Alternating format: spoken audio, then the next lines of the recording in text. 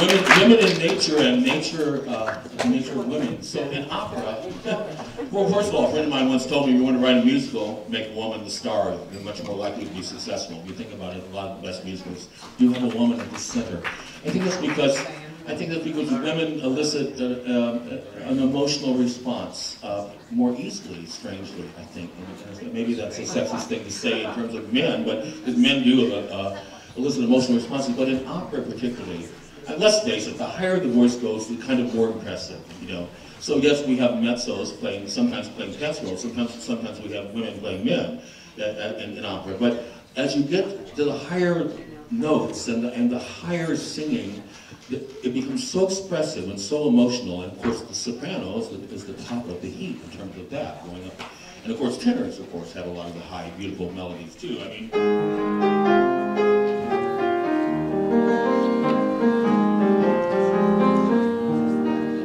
Meaning, so the women have innocence and charm, and also loyalty and consistency. From Baldi, from God's Butterfly. And of course, then we have Visidarte, where the woman talks about her love, how she's lived for love and for art. She's a professional singer. So the many different colors and the many different emotions somehow so often put the woman at the emotional center of the opera. So I would like to introduce a fantastic singer. I think her recital is going to be May 10th. So put that in your calendar, because I went to her junior recital, and all I wanted to say was that I'm going to keep that program this a few years from now, and it will be just a very few when she's on the stage at the Metropolitan Opera. It'll be great to say that I was at her junior recital, and you should all be at her senior recital. Please welcome, singing Chi il bel sogno di Doretta, the fantastic Maria Fernanda Brea.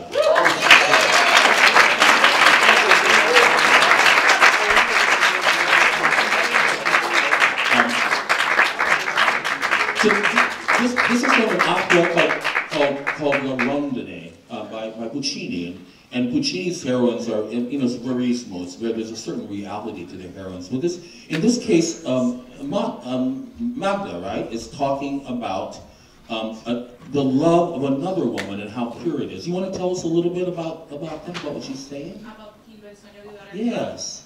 So, hi everyone. Hi. So in this aria, it's in the first act of La Rondine, Magda, which is the character playing, she, this is a contest that her poet friend put her, so he's basically telling her, can you make a story about this girl that is called Doretta, and how, she will fall in love. And he's first talking about, love, and she doesn't find love, but she finds love in a student that is poor. And this Doretta that she makes about is like what she would like to be, because she is a woman from society, kind of like a courtesan. So that's what she would like to feel as well.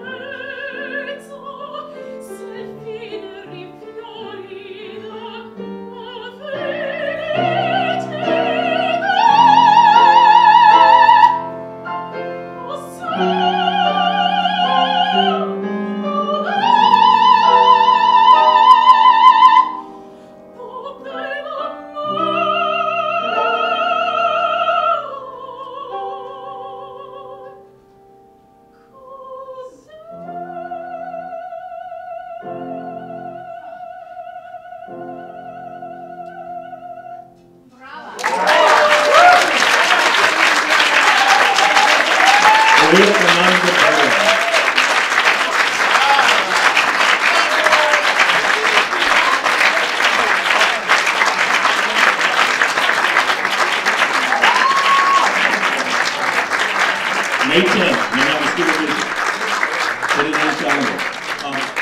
Then I heard this gentleman. We have this thing at Manhattan every year where in the opera studio, the first week is various workshops and things, but at the end we always have a thing called arias. Everyone presents an aria, so you get to know everyone gets to know each other's voices. A lot of the students are new, and we call it Death by Aria. But in Death by Aria this year, I heard a superb performance of this aria that you're going to hear by this young gentleman who's from England.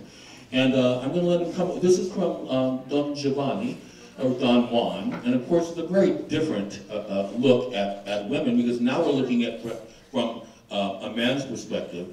And this Leporello, who sings this, is the servant of Don Juan. And I'll let him set it up. This is Paul Keatley, everybody, from England.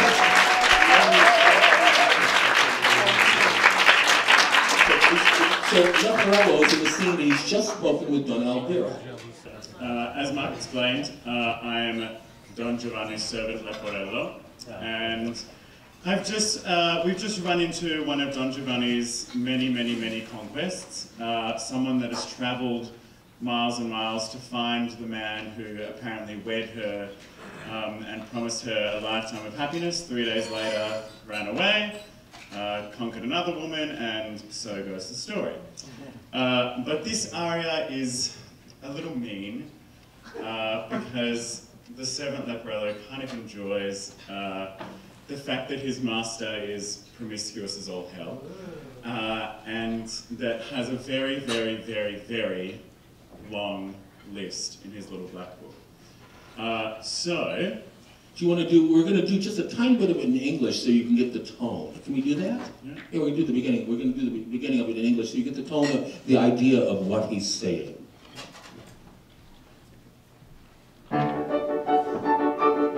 Little madam, my master has a list of many women, a list of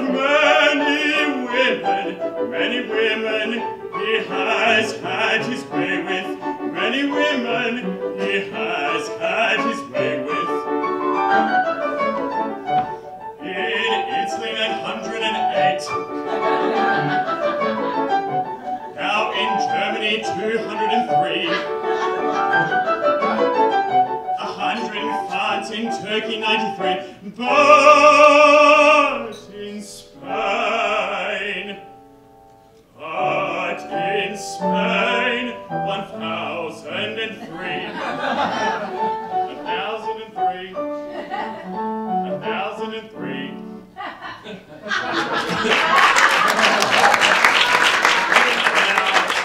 And he continues to tell them about the kind of women, right? So he has, he likes young women, he likes old women, he likes skinny women, he likes fat women. It doesn't really matter the kind of women, he just likes women. And he takes a different approach. He talks about the approach he takes to each woman. You know, each woman, he has a different approach.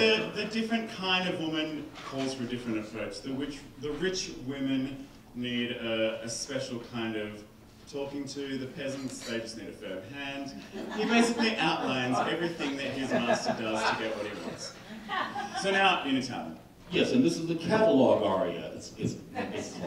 He's cataloging his women.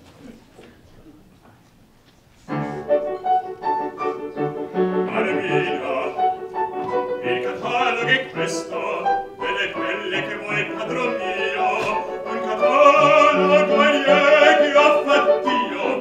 Osservate, leggete com'è, osservate, leggete com'è. In Italia 640, in Lamagna 230, 100 in Francia, Turchia 91, ma in Spagna son già 1300. 1300. Ma per queste contadine, cavalieri cittadine, fan contesse baronesse, marchesane, principesse, e doni gradi, doni forma, doni